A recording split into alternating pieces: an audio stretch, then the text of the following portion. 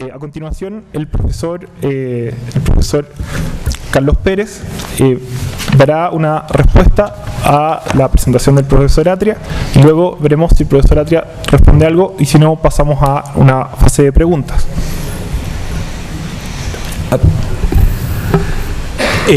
Muy breve. Yo creo en primer lugar que tengo el privilegio de haber leído previamente lo que el profesor leyó, en que hace muchas distinciones. Entonces es difícil, imagino, retener todas las distinciones que hizo, que están muy bien argumentadas. Entonces parte de lo que voy a decir ahora proviene de una lectura previa, ¿no? La primera cuestión es que no voy a discutir en absoluto, porque no es el punto los ejemplos, sino lo ejemplificado, ¿ah? Eso, para no discutir sobre la UP o discutir sobre Allende, qué sé yo. La segunda cosa es que tampoco voy a discutir sobre el uso de la palabra teología referido a todos estos asuntos de filosofía política. Me parece que el sentido que el profesor Atria quiere darle a la palabra teología es perfectamente aceptable, esconde una cierta maña jesuítica, pero que para alguien que habla desde Hegel no es insoportable, digamos, ¿no? O sea, imagínense. Y creo que podríamos ponernos de acuerdo ahí en el término sin mayores problemas. No, voy a ir a cuestiones súper puntuales y de fondo, solamente. Pero porque, y brevemente además, porque me interesan más las preguntas o las intervenciones. Primero, yo creo que una buena parte de la argumentación del profesor Atria, y no solo de él, es toda una tradición, depende del sentido que se le da a la palabra emancipación como liberación, por decirlo de algún modo, total. Todos seremos grandes, felices, iguales, habrá conocimiento completo, qué sé yo. Que yo en algún texto por ahí he llamado el ideal rusoniano de felicidad.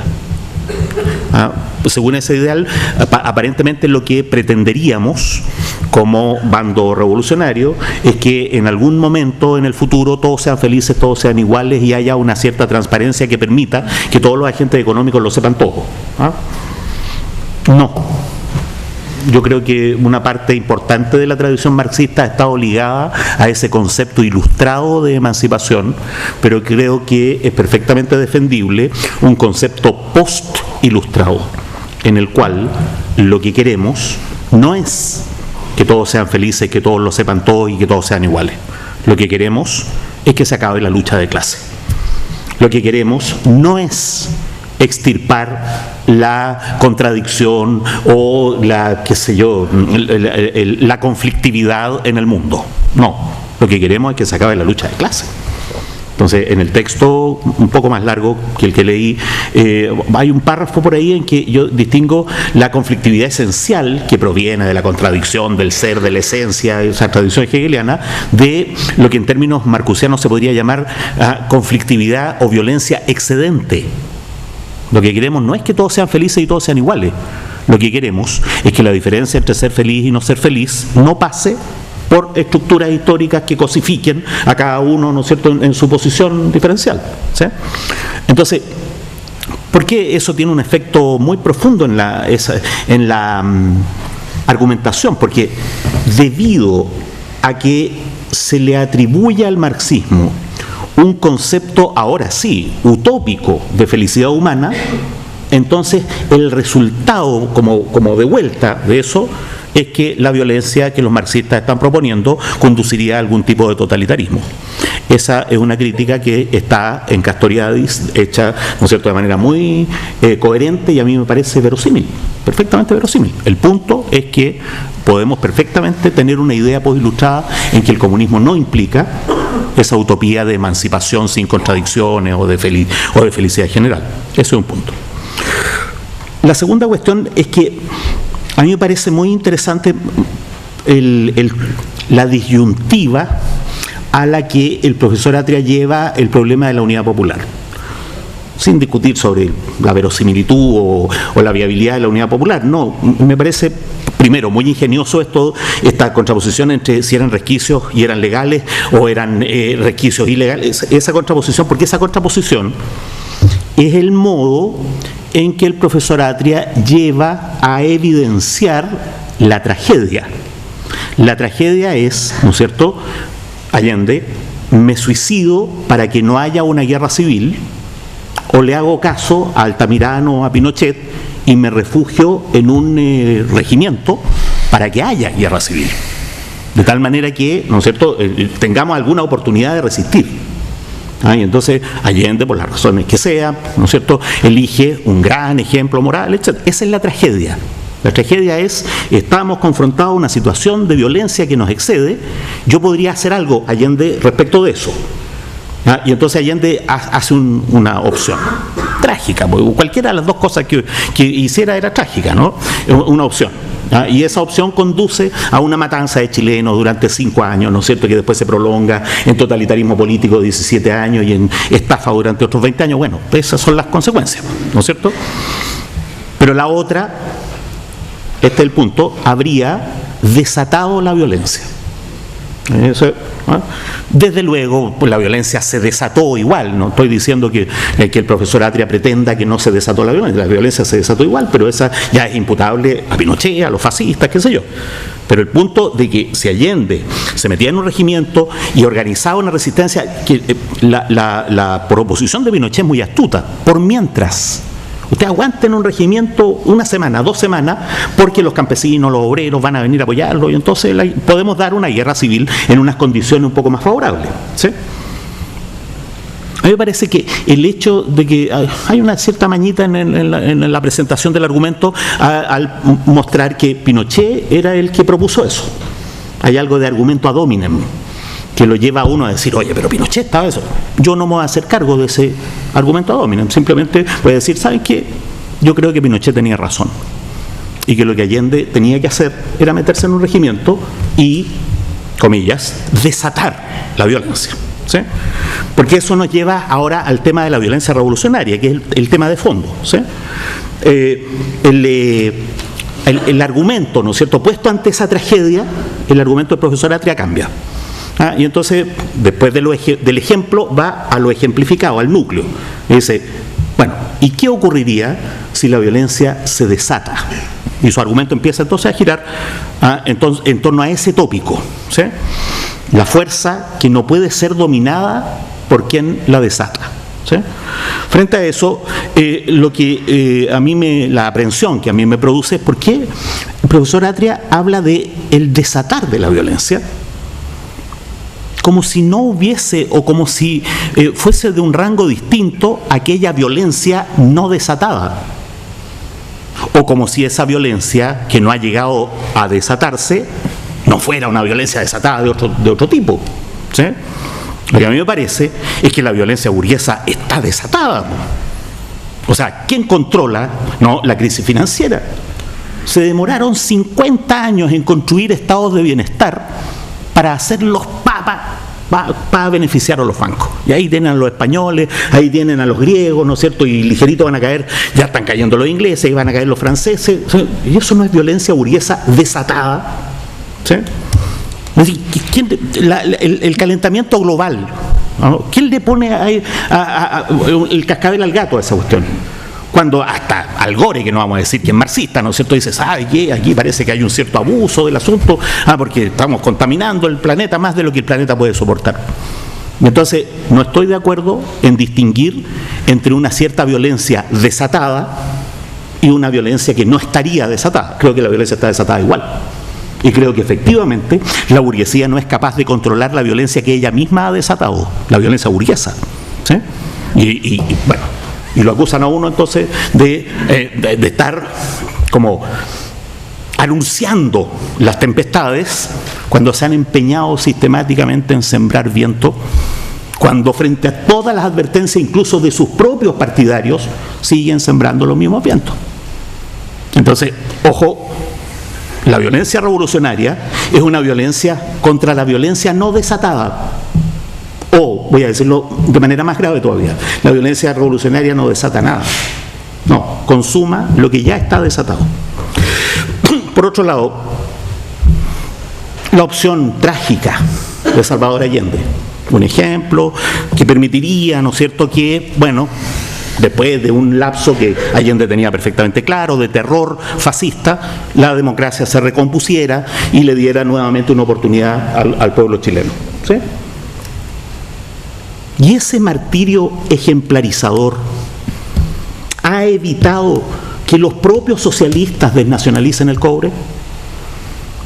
Y la lucha de los combatientes antifranquistas evitó que el propio Felipe González implementara la economía social de mercado. Esa política de demos testimonio a favor de la democracia ¿ha contenido en algún sentido la violencia? Mi opinión es que hay una cuestión principista, una cuestión moral que ha tenido una eficacia simplemente nula. Y uno podría pensar en martirios, ¿no es cierto?, que llevan 2000 años tratando de educar a la humanidad y que tienen ahí a la humanidad todavía contenida al borde de la utopía. ¿Sí? Ya. Por otro lado, nuestra relación con el derecho es doble. Por eso he usado la expresión Estado de Derecho, para distinguir lo que porque la expresión el derecho corre el riesgo en esta discusión de ser un poco abstracta. El derecho, ¿de a qué se está refiriendo usted con el derecho? ¿Sí? ¿Usted está en contra o a favor del derecho? Pero decirlo así es una cuestión media abstracta. Desde luego que estamos a favor de los contenidos emancipadores que el propio derecho burgués ha ido generando, pues si no en vano la libertad de expresión, la autonomía del individuo, ¿no es cierto?, y los derechos individuales son, ¿no es cierto?, invento de la burguesía. Pues yo siempre cuando hablo en frente, ¿no es cierto?, a colectivos mapuches digo, ¿sabe, compañero? Pero los derechos humanos los inventaron los blancos, ¿no? Los inventaron los burgueses, que lo inventaron para ellos, que no los aplican, que no los respetan, es otra cosa, pero hay un horizonte emancipador que respetar, que defender. Por eso he usado la expresión Estado de Derecho para la cosificación de esas posibilidades emancipadoras a favor de la clase dominante, a favor del interés mezquino de la clase dominante. Estamos en contra del Estado de Derecho que favorece a la burguesía, pero no estamos en contra de lo que el derecho contiene de emancipador. Por eso que he dicho que dentro del derecho hay una pelea que dar. ¿Sí? Por eso estar en contra del Estado de Derecho no es estar fuera del Estado de Derecho. Y claro, las metáforas teológicas, escatológicas, se prestan para eso. Hay entre nosotros algo ya presente que permitiría ir más allá de la situación que estamos. Pero para mi gusto es una metáfora. Ahora, la otra cosa, el detalle de los celulares me parece encantador porque efectivamente es un ejemplo y el profesor lo asume así. Pero yo diría sobre ese detalle, lo que facilita la comunicación es parte de la solución solo si el problema es de comunicación. No siendo el problema de comunicación, entonces lo que facilita la comunicación podría ser parte del problema. ¿Sí?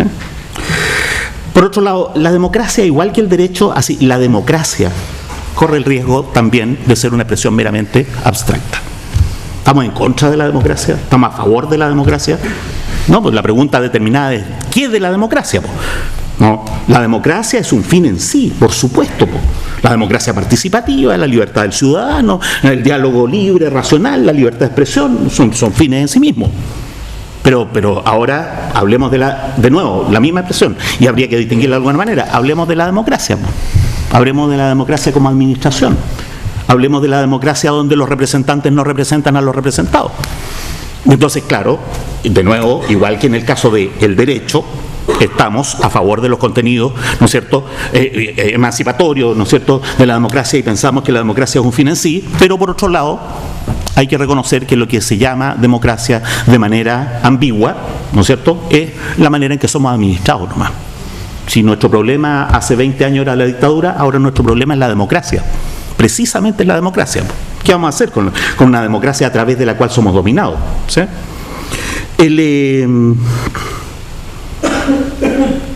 Ahora, yo creo que la crítica, por un lado, el fondo de la crítica que hace el profesor opera atribuyéndole al marxismo esta idea utópica de felicidad general. ¿Sí? Y como digo, eso no tendría por qué ser así, pero por otro lado no logra despegarse de la idea de que la revolución sería un evento. ¿Sí? he tratado de ser lo más claro posible en el sentido de que el modelo de revolución que para mi gusto, ¿no es cierto?, representa mejor el horizonte comunista en la revolución burguesa, la revolución que en Inglaterra duró 300 años, no la toma de la Bastilla, no la toma del Palacio de Invierno. Y es interesante que el profesor, al final de su presentación, cuando llega a esa diferencia que he hecho, el mismo moderador nos decía, parece que están más de acuerdo de lo que parece, de lo que uno podría sospechar. Porque efectivamente, pensada la revolución como cambio radical, como realización del horizonte emancipador, en una emancipación que no tiene por qué tener un modelo ilustrado, ¿sí? Entonces la revolución no es un evento. No es la toma del poder, ni es el día, ni el himno, ¿no es cierto?, y la bandera y el héroe. No, la revolución tiene que ver con la construcción desde ya de una abundancia en la cual la lucha de clases no sea necesaria.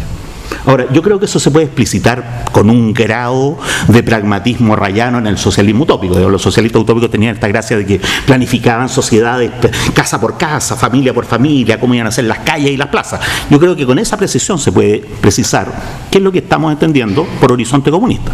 Lo voy a decir súper a la rápida, ¿no? El horizonte comunista tiene que ver con la superación de la división del trabajo. La superación de la división del trabajo tiene que ver con reducir la jornada laboral radicalmente. Reducir la jornada laboral significa repartir el trabajo social a expensas de la plusvalía. O sea, que la gente trabaje, ¿no es cierto?, la 10ª parte de lo que trabaja y reciba el mismo sueldo. ¿Y quién va a pagar esa diferencia? Que la burguesía pague esa diferencia. ¿Por qué? Porque las riquezas de la burguesía las han producido los propios trabajadores.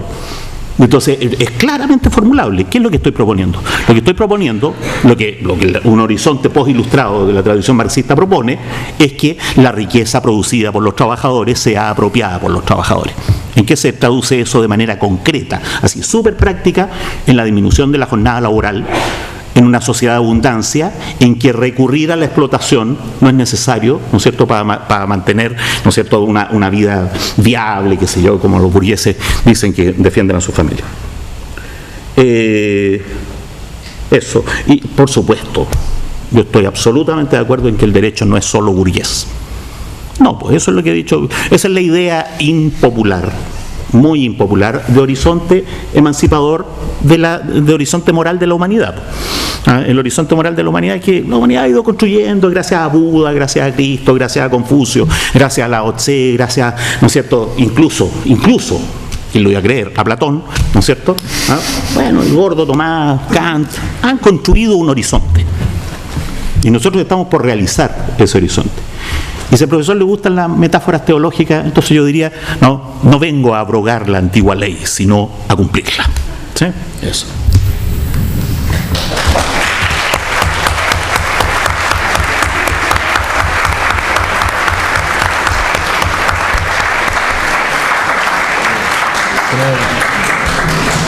Sí, yo hice mis comentarios a la ponencia, a lo que iba a decir el profesor, a lo que dijo el profesor Pérez en mi ponencia principal, así que no voy a insistir. Solamente algunas cuestiones de observaciones casi fácticas, ¿no? O de mal entendidos, pero una o dos, nada más. En lo demás, bueno, en alguna medida hay un amplio espacio de acuerdo, en otros hay unas diferencias que son evidentes, entonces lo interesante es pasar a la discusión. Quizás la única cuestión que me gustaría aclarar, por el malentendido solamente, como yo lo entendí, es que mi referencia a Pinochet, de que Pinochet había hecho esa sugerencia, no fue pensada como un argumento ad hominem, así como si esa es la sugerencia de Pinochet, tiene que haber ahí gato encerrado. No era ese el sentido. El sentido es, toda la estrategia descansaba crucialmente en encontrar un general leal. Leal no en el momento de discutir la estrategia para su momento, no, leal cuando llegara el momento de la acción, cuando se sublevaran las Fuerzas Armadas, ahí tenía que ser leal el general. Y el hecho de que la sugerencia haya venido de Pinochet, entonces yo diría, hace obvio el problema, como, digamos, el punto fundamental de la estrategia es un punto que, digamos, es por lo menos problemático. Entonces, solo quiero decir, todo lo demás subsiste, por supuesto, y el desacuerdo, el acuerdo subsiste, pero el punto no era el punto fácil, digamos así. Mire, como usted, o sea, Pérez, ¿usted está de acuerdo con Pinochet? No era ese el argumento, ¿no? Respecto a lo demás, supongo yo que las diferencias y los acuerdos están suficientemente explícitos como para que podamos ahora iniciar una conversación con el público que sea interesante para todos. Para que la discusión sea interesante para todos, lo ideal es que las preguntas sean directas y no tengan introducciones eternas. Entonces, por favor, traten de respetar eso. Una pregunta directa dura, no sé, 20, 30 segundos, eso, algo así. Okay. Entonces, por favor, si levantan las manos los que quieran preguntar y repartimos las preguntas y empezamos a conversar. ¿Sí?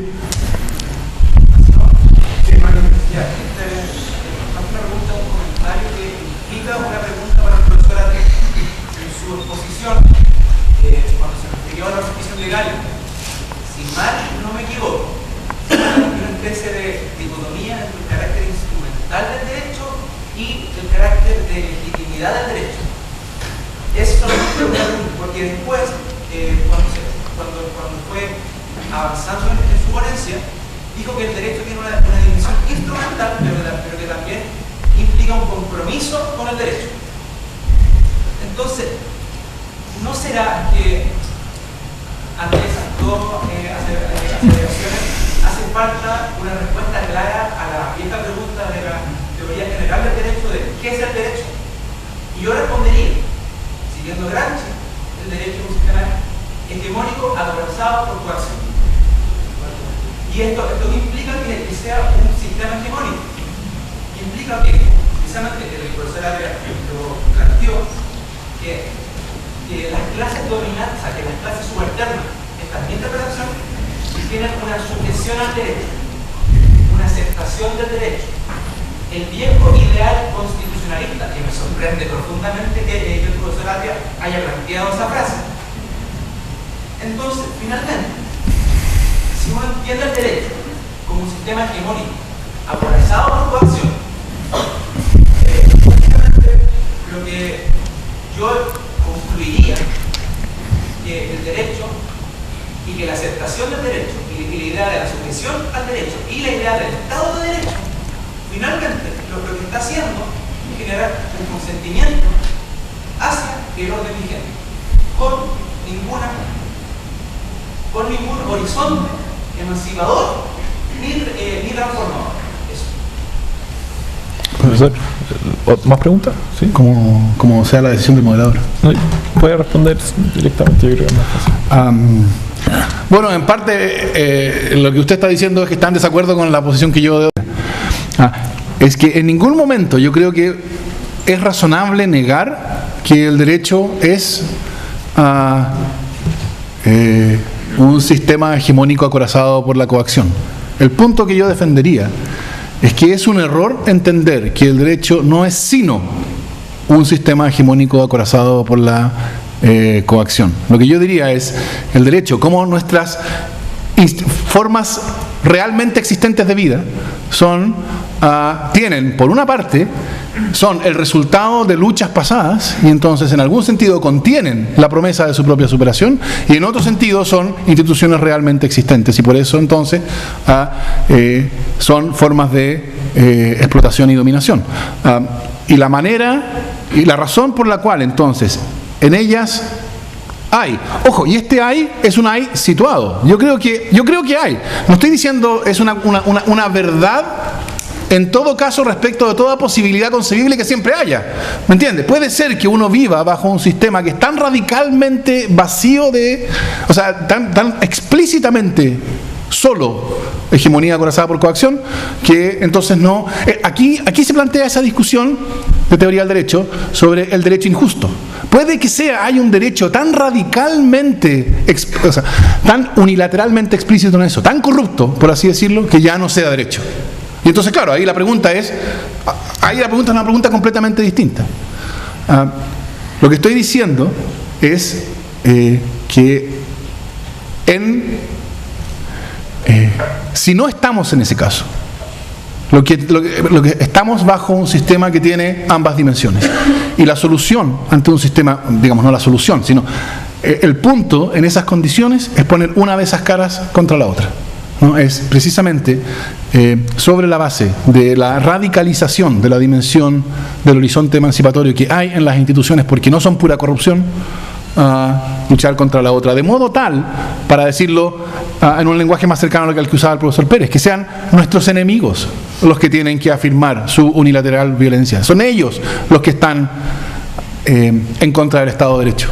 Nosotros no estamos en contra del Estado de Derecho, nosotros estamos en contra de aquello que hace que estas instituciones puedan ser reconocidas como Estado de Derecho. Son ellos. Y digamos, es tan claro esto.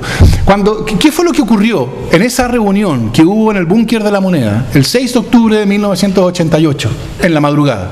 ¿Qué fue lo que ocurrió? Lo que ocurrió fue Pinochet buscando que le dieran a él una ley de poderes especiales como la que Hitler obtuvo el 33. ¿No? Eso es lo que quería, que le permitiera desconocer el plebiscito y afirmar por la violencia su dominación, o sea, su gobierno. ¿Con qué se encontró? Con que la institucionalidad que él había creado para simplemente hacer una fachada de su dominación fascista, esa institucionalidad resulta que había cobrado algo de vida. Y fue capaz de sujetarlo. Está bien, los 20 años después no dicen que fue una gran victoria, pero una victoria, yo diría, el 5 de octubre, eso fue una victoria, califica como una victoria. ¿Y por qué? Porque inesperadamente una institucionalidad que no pretendía tener ningún horizonte emancipador, lo desarrolló porque es la lógica interna del derecho. Yo creo que esta idea de que el derecho se purga a sí mismo en alguna dimensión y con sus debidas cautelas, tiene algo de verdad. Si me permite, yo creo que yo estoy de acuerdo con lo que dice el profesor Atria. Me parece que las afirmaciones que él hace son afirmaciones que muestran ejemplarmente lo que uno podría llamar concepción instrumental del derecho. ¿Por qué instrumental? Porque como bando decimos, estos son los contenidos emancipadores, esos otros son los contenidos cosificados. Y entonces la formalidad del derecho la respetamos en la medida en que realizan estos contenidos emancipadores y no la respetamos en la medida en que consideramos que tales contenidos están cosificados. ¿Qué concepción más instrumental del derecho, diría yo? ¿Sí? Ahora, por otro lado, lo que se impuso el 5 de octubre de 1988 no es la fuerza del derecho. Lo que se impuso es la fuerza del imperialismo norteamericano, que dijo, mire, con Pinochet es suficiente, y ahora la democracia es más eficiente. Y tenían toda la razón. Y entonces lo que triunfa, cada vez que triunfa algo en el derecho, siempre excede al derecho. Y por eso la pelea, ¿no es cierto? Yo afirmo una concepción instrumental del derecho, por supuesto. La pelea se puede dar dentro del derecho o no, dentro de las instituciones del derecho o no. Por eso es que he distinguido entre el derecho y el Estado de Derecho. A mí me parece preferible distinguir el derecho como un ámbito ideal de contenidos emancipadores o más reaccionarios, qué sé yo, del Estado de Derecho como la institución concreta. Entonces la iniciativa revolucionaria es contra el Estado de Derecho como institución concreta. Y la iniciativa revolucionaria va a triunfar o no va a triunfar, no por esos contenidos emancipadores, sino usándolos en virtud de algo que los excede, que es la fuerza del movimiento social. ¿Puedo?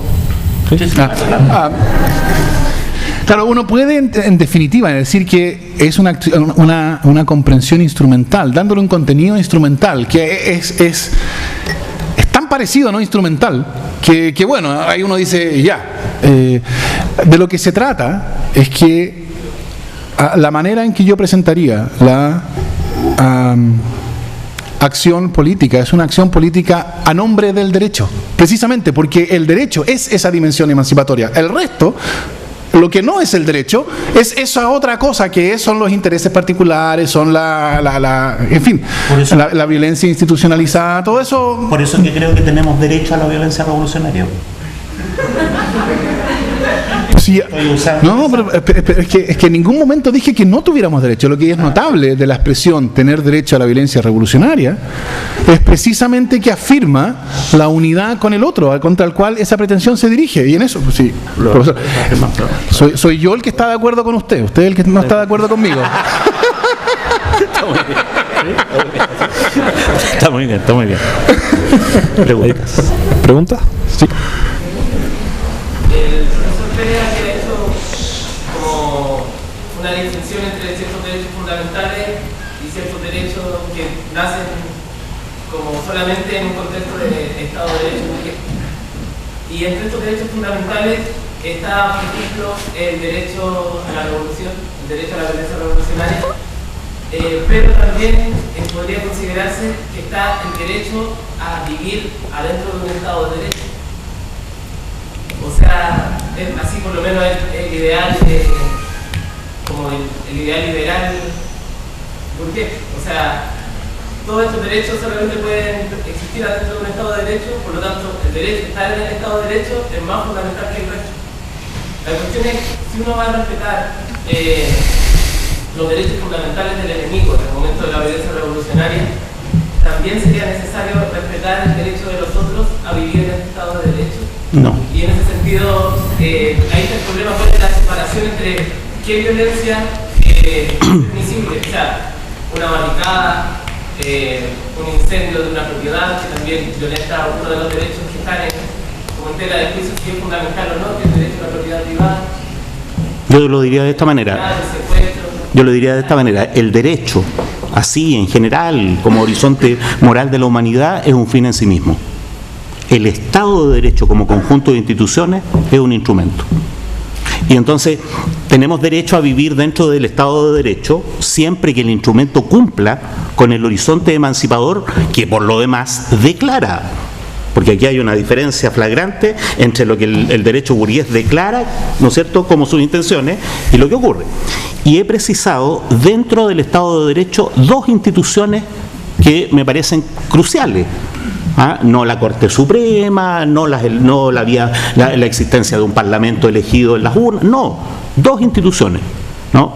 El derecho de el libre usufructo sobre la propiedad privada de los medios de producción, ese derecho como institución, y el derecho, ¿no es cierto?, a la existencia de un mercado de la fuerza de trabajo como mecanismo fundamental para asignar el salario.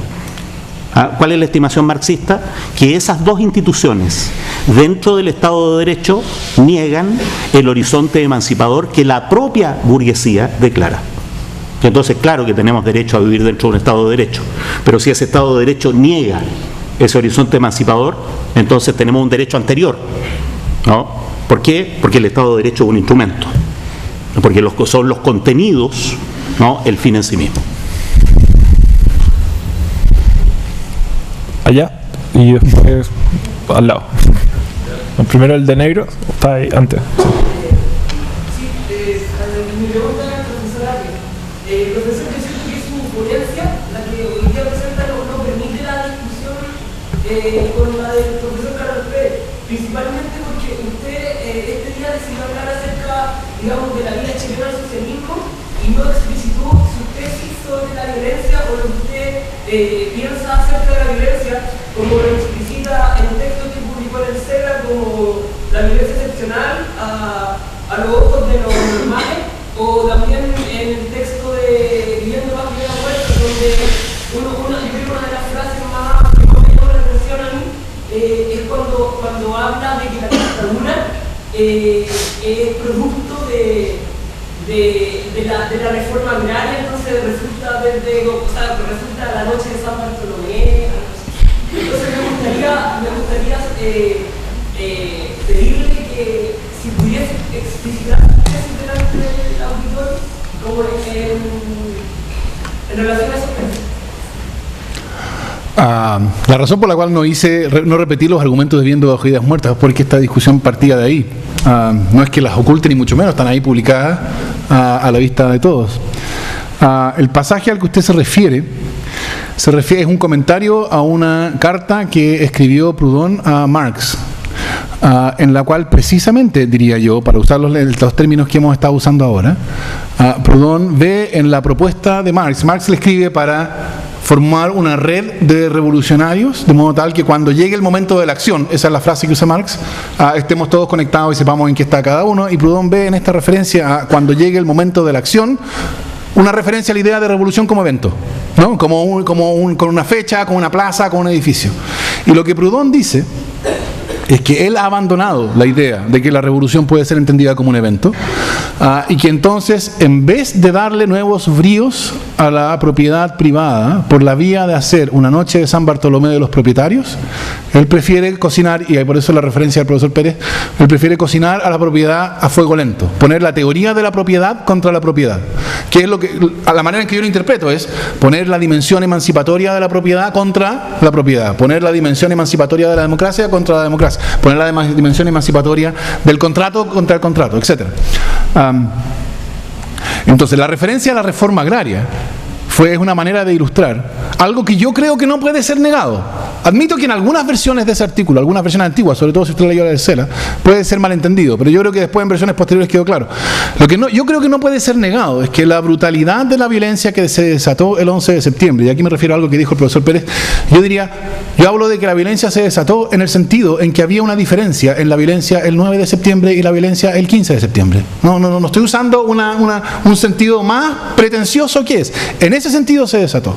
Y la brutalidad con la cual la violencia se desató, yo creo que tuvo que ver con que la burguesía vio su subsistencia realmente amenazada. ¿Y por qué la vio realmente amenazada? Yo diría muchas cosas, por supuesto. La reforma agraria es el paradigma de eso, ¿no? Y entonces hay una vinculación interna entre la amenaza que la reforma agraria significó y la brutalidad de la reacción posterior. Y entonces, en algún sentido, no en sentido moral ni normativo, en el sentido de que la reforma agraria haya justificado la brutalidad, o sea, nada de eso está dicho, y yo creo que leído rectamente nada de eso puede sacarse de ahí. Hay una conexión. Eso ilustra el punto de Proudhon, de dar nuevos bríos a la propiedad por la vía de hacer una noche de San Bartolomé de los propietarios. Por supuesto, esto uno tiene que tomárselo con la flexibilidad interpretativa con que uno se toma una referencia separada por siglo y medio, pero esa es la idea. Entonces, en cuanto a mi posición respecto de la violencia, yo creo que la hice todo lo claro que se puede hacer, y el problema es que cuando uno llega al punto crucial, se encuentra con que el lenguaje falla. La distinción crucial es la distinción entre violencia que el profesor Pérez llamaría vanguardista y la violencia revolucionaria. Esa es la distinción crucial. El problema es cuando uno empieza a caracterizar la violencia revolucionaria, se da cuenta que en el sentido, por así decirlo, que yo al final llamaba literal, parece cada vez menos violencia. Y entonces parece cada vez más una disposición a llegar hasta el final radicalizando una dimensión de las instituciones contra otra dimensión de las instituciones. Y entonces, ¿llamamos a eso violencia? En algún sentido eso es violencia. Pero no es violencia en el sentido que la violencia se caracteriza por el caso más perspicuo de matar al otro. O por lo menos no necesita hacer eso.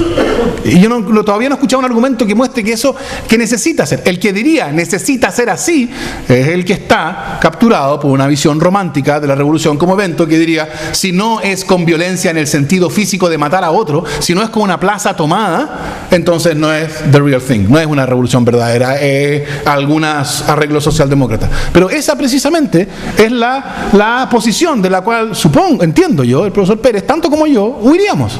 Es precisamente esa mistificación de esa violencia romántica. Cuando la violencia deja de ser eso y entendemos que la violencia hay un concepto más sofisticado, por así decirlo, de violencia, entonces yo creo que la cuestión se plantea de un modo en que es mucho menos evidente de qué estamos hablando. Yo, si me permite, para que sea como útil, quede más explícita la contraposición, la cuestión súper práctica es cómo distinguimos la violencia de masa, la violencia revolucionaria, de la violencia vanguardista. Esa es la cuestión súper práctica, ¿sí? Y al respecto, yo he dicho una cuestión que para mi gusto, yo creo que es muy grave, y la asumo así. ¿Podemos dar alguna garantía de que la violencia revolucionaria no se va a convertir en algún momento en violencia vanguardista? No podemos dar garantía. Y aún no pudiendo dar esa garantía, ¿usted se atreve a decir que lo que necesitamos y lo que tenemos derecho a una violencia revolucionaria? Sí. Y entonces ahí hay una frase que yo, perdonen, suena un poco sentimental y demagógico decirlo, pero se le escucha a Ignacio Valenzuela, que fue asesinado por la dictadura. ¿Sí? Esa frase es una cita, ¿sí? Ignacio, que nosotros no sabíamos, era profe en el ARSI, de economía, qué sé yo, y él circulaba como profe, pero él era uno de los principales dirigentes del Frente Patriótico, y en el ARSI nadie tenía idea de qué era eso, y andaba ahí ¿Ah? Y de repente en los diarios aparece asesinado. Y entonces, y asesinado por la espalda, mansalva, ¿no es cierto?, de manera terrible. Y entonces yo quedé pegado con algo que le había escuchado 2 semanas antes, ¿no?, que es esta frase terrible, ¿no? Entonces, hablando del frente, que se atreven, capaz que los maten, entonces decía, yo los fusilaría, bueno, capaz que me fusilen a mí. Entonces Ignacio dice, mira, a mí me gustaría estar entre los fusiladores. Por último, a mí me gustaría estar entre los fusilados. Donde no me gustaría estar es en el público. Y lo matan, ¿se dan cuenta? Entonces lo que estoy diciendo es una cuestión tremendamente grave. Lo que estoy diciendo es, oiga, estoy asumiendo nuestro derecho, nuestro deber de la violencia revolucionaria. ¿Está dispuesto usted a estar entre los fusilados? Sí. Y a la hora de los que hubo, ¿usted va a estar entre los fusiladores? También. Bueno, ¿y eso no le parece terrible? Sí, es terrible. Pero hay algo que me parece más terrible, que estar en el público. ¿Sí? Yo quisiera solamente agregar, decir a eso. La pregunta es, ¿a quién hay que darle garantías? Porque el problema es decir, no es a la burguesía que uno tiene que darle garantía. Es decir, digamos, las peticiones de garantía que formulen los panelistas de tolerancia cero no se responden con una respuesta, se responden ignorándolas, ¿no? La garantía, dado que la violencia vanguardista es violencia contrarrevolucionaria, la garantía, yo supondría, tiene que dársela uno a uno mismo. O sea, ¿cómo sé por qué es aquello por lo cual yo estoy luchando? Yo correría el riesgo. Bueno, yo diría, a lo mejor es posible que llegue el punto en que hay que correr el riesgo, pero no puedo dar una respuesta en abstracto. No, precisamente cuando digo correría el riesgo, lo que estoy tratando de hacer es no razonar en abstracto sobre lo que eventualmente sería una garantía o no sería una garantía, sino razonar en concreto sobre la violencia desatada de la burguesía y nuestro derecho a contraponer una violencia emancipadora, revolucionaria ante eso.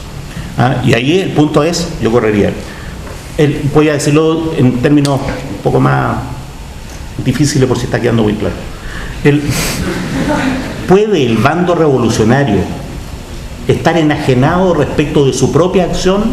Sí puede. Sí puede, por supuesto que puede. No estoy aquí, no se puede hacer un supuesto ilustrado de lucidez en el cual el bando revolucionario, en virtud de su violencia, sería emancipadora y solo la otra, ¿no es cierto?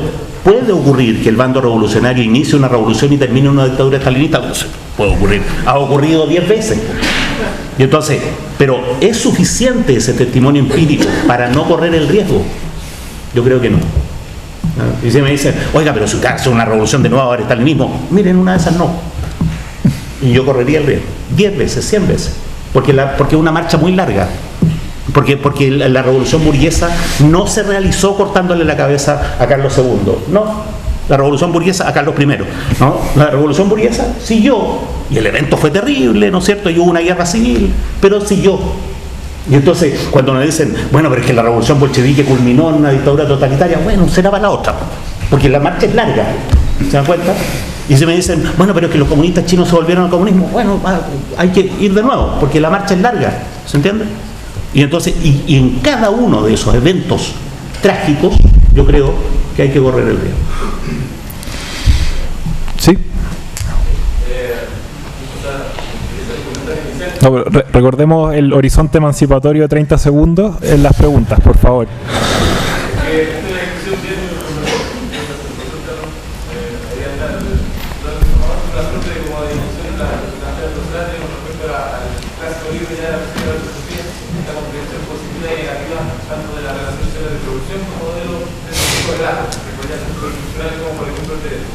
En esa misma relación, en esa misma postura en términos de lo positivo y lo negativo, me quiero referir al problema de lo revolucionario o del acto revolucionario. Si llegamos al consenso en términos de que lo revolucionario no sería un acto, me atrevería a asumir palabras de más que no sé si realmente expresan lo que el Bajón quería plantear, pero sí en términos de que si esta condición de lo revolucionario no sería un acto, sería una otra cosa que estaría ligada a las relaciones sociales en que se produce la sociedad.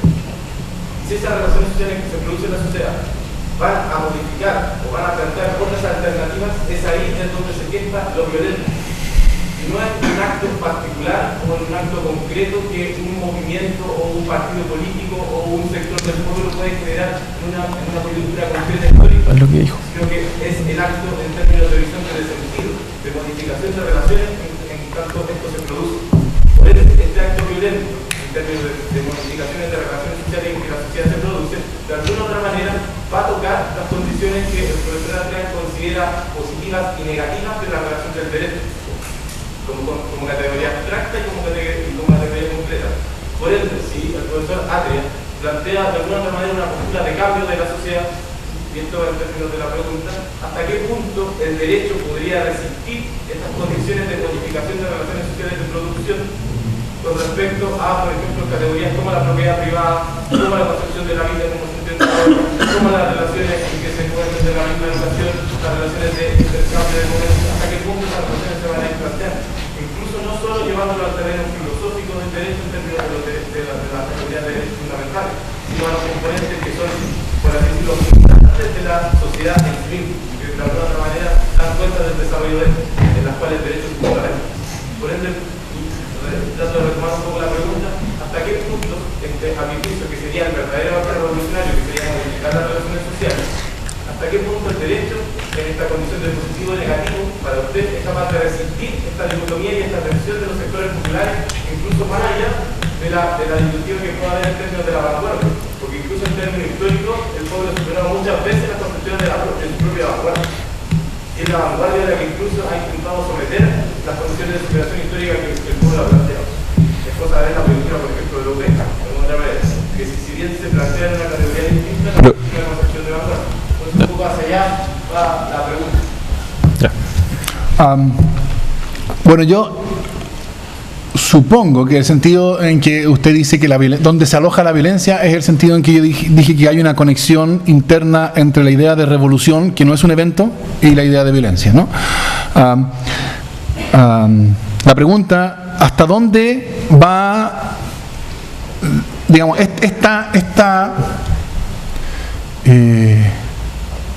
hasta dónde el derecho puede aguantar? La respuesta es, diría yo, en definitiva, el derecho se consuma, se va a consumar. Lo cual quiere decir, el derecho es digamos, la necesidad de instituciones. Esto se relaciona con alguna otra cosa que el profesor Pérez dice en su libro cuando él habla de que en el comunismo va a haber instituciones no institucionalizadas. Yo diría, no va a haber instituciones, eso es lo que ocurre. No va a haber contrato, va a haber intercambio, no va a haber matrimonio, va a haber familia. Entonces, lo que quiere decir que el derecho se consuma, quiere decir que el derecho es la marca de un déficit. Entonces, el hecho de que el derecho en definitiva se consuma no quiere decir que tenemos que consumarlo lo más rápido posible en el sentido de que ojalá lo hagamos desaparecer hoy día. No, es decir, eso sería apresuramiento. La otra pregunta, o sea, ¿hay algún sentido en que si uno lo mira desde el punto de vista desde el final, entonces la pregunta por si el derecho llega hasta el final es un poco irrelevante? Pero su pregunta tiene otra dimensión, ¿no?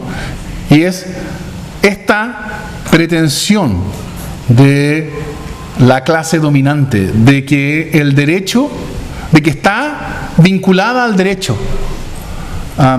¿Cuándo va a ser el momento en que se va a sacar la careta, ¿no? Y se va a develar que en realidad su adhesión al derecho es puramente instrumental porque usa el derecho para proteger su interés particular? Y bueno, la respuesta es, bueno, ojalá que sea más tarde que temprano. ¿Me entiende? No hay una respuesta teórica o abstracta. Yo diría, en el caso del 5 de octubre fue demasiado tarde. Está bien, por supuesto que no es solamente la apelación al derecho, infringir o violar las reglas que el propio Pinochet se había dado y que se había dado solamente para vestir su dictadura o su tiranía. Por supuesto, el problema que iba a desatar la reacción del imperialismo norteamericano, la fuga de capitales, está bien, o sea, pero todo eso ocurrió porque el momento en que Pinochet decidió sacarse, por así decirlo, la careta y mostrar que su adhesión a este derecho que él había inventado era toda falsa, fue demasiado tarde. Y entonces, por así decirlo, el derecho lo mordió de vuelta. El punto, entonces, no es una garantía. A lo mejor podría no haber sido demasiado tarde y podría haberse sacado la careta de modo tal que no habría terminado así. O podría ser. No hay una respuesta ni teórica ni abstracta. Es una cuestión de oportunidad y uno espera que sea más tarde que temprano. Hay una pregunta arriba y después vamos a cerrar con la pregunta del profesor por la hora. ¿Quién pueden ponerse de acuerdo en quién tenía la palabra primero?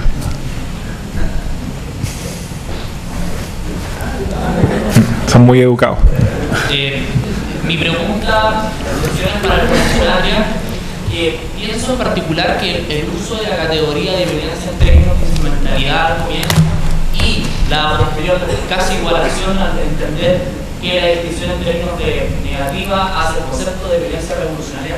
Finalmente debería entender si la violencia es en contra, o sea, si la formulación del profesor Pérez no incluye la idea de violencia vanguardista, finalmente la violencia no habría un mayor problema, o sea, en términos de la propuesta de igualación final que entiendo que usted intenta realizar. Pienso que sigue mostrando un déficit que lo muestra la idea de la acción instrumental, porque finalmente lo que no entiende, pienso que el problema es finalmente como las palabras del profesor Pérez que mostró al final, de por qué finalmente, a pesar de no dar garantías, la acción es la que se comete y gana. Yo pienso que el concepto que puede ayudar en términos generales es el concepto de opacidad, para entender esa problemática particular, de cómo a pesar de intentar levantar un límite, no está garantizada por supuesto el resultado, pero eso no deja de ser irrelevante la idea de realizar la acción. Desde ese punto de vista, más que la tragedia de Allende, yo pondría la tragedia de Antígona, que pienso que va un poco más directamente a ese punto en particular.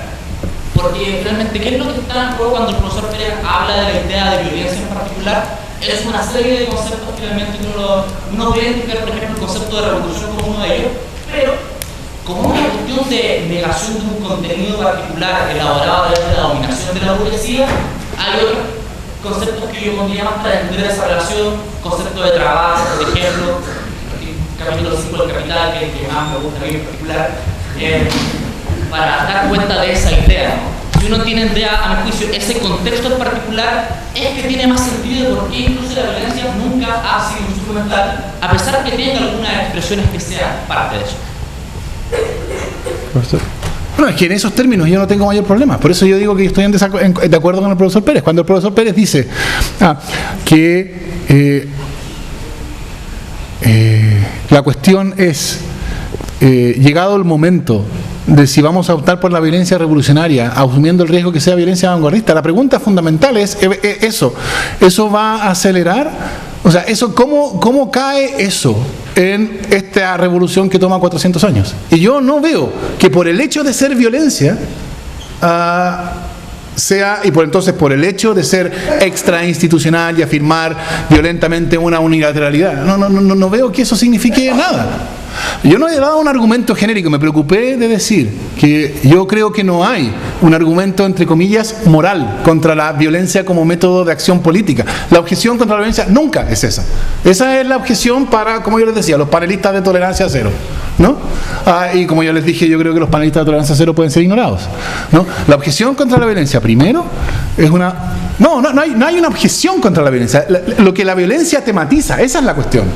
Uno tiene, lo que la violencia tematiza es precisamente esta distinción o la idea de la revolución, que no es un evento, sino es un proceso que, digamos, de largo aliento. Y entonces, cuando cae ahí, no necesariamente la violencia que el profesor Pérez decía, bueno, la violencia de la acción parlamentaria es una violencia que va a ser una violencia más revolucionaria que la violencia de matar a un piquete de carabineros. Pero yo supongo que estamos de acuerdo en eso. O sea, en eso no hay problema, supongo. No, en que hay que matar a un piquete de carabineros, por supuesto que estamos de acuerdo en que eso no es conducente. Pero yo estoy muy contento con lo que el profesor Atria va diciendo de a poco. Espero que en algún momento nos encontremos en la sierra.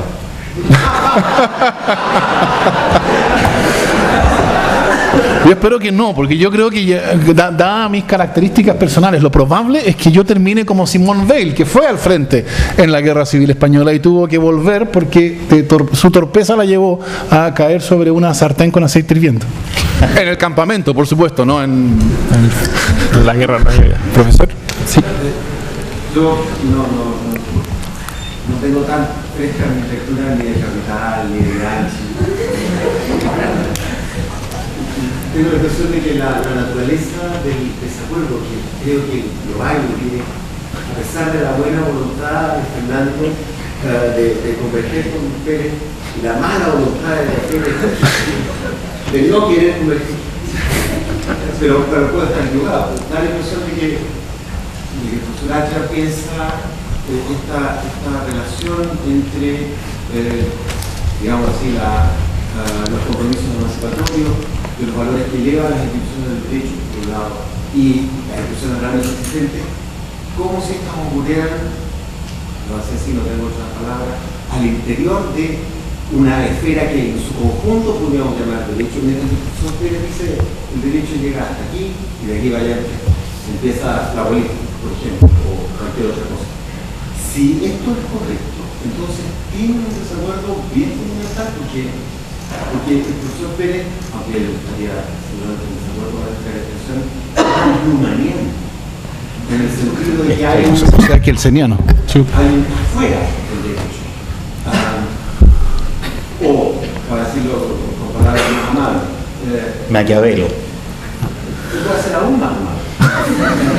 La forma de vida, ¿no? Dominada por el imperio del derecho tiene límites.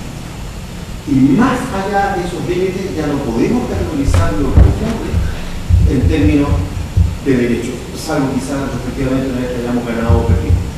Y ahí se presentan los problemas de los generales. En cambio, el profesor Acha da la impresión de estar pensando en un contexto en el que no hay si lo denotan de un afuera.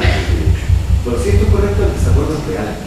Y entonces la convergencia es una convergencia, si usted quiere ponerla así, táctica. O una convergencia más bien basada en compartir ciertos contenidos como la calificación de esos contenidos como justos. Pero que eso es independiente de que esos contenidos justos no sean porque llevan o no la forma del derecho en sí.